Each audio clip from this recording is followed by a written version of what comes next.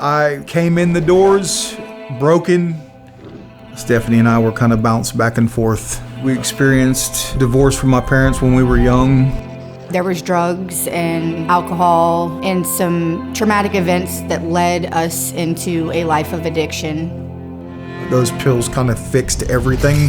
They numbed all the chaos in my mind. I ended up homeless at 23, losing every bit of self-respect I ever had.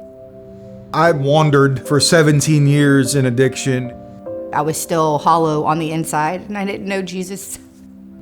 The last time I was incarcerated, I had an encounter with the Lord.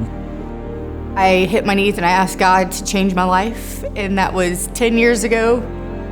You know, I tried my hardest to stay clean, and I did well for a while. I went back to work and was doing pretty good, and just linked up in an old relationship, and that kind of led me down a bad path again. We were able to help him get into a residential recovery program called Project Hope.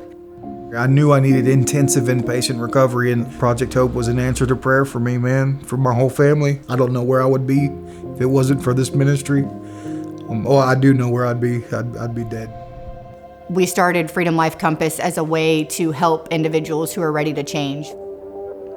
Today we're sitting in the Freedom House, which is a faith-based transitional home that I was blessed to open.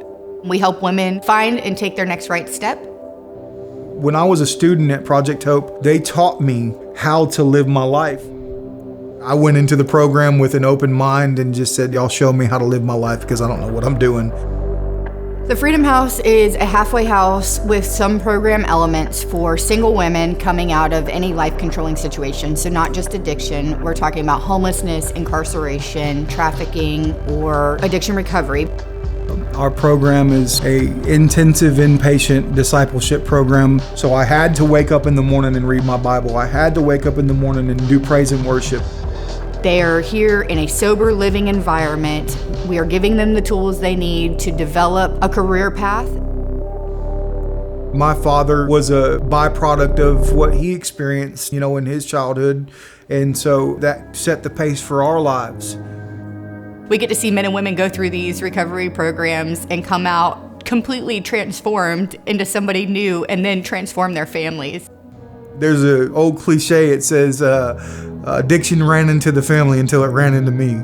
And so I believe that's the case for Stephanie and I. It ran in our family until it ran into us, or rather, until it ran into Jesus.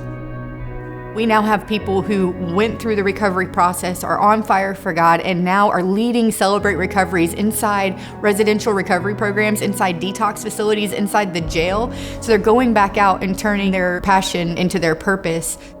And we're getting to see the community change. My son will never know a father in addiction.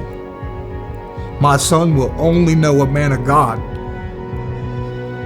You can do something different. You have a purpose for your life. God has designed you for a specific reason, and He wants you to figure out what that is and live into it.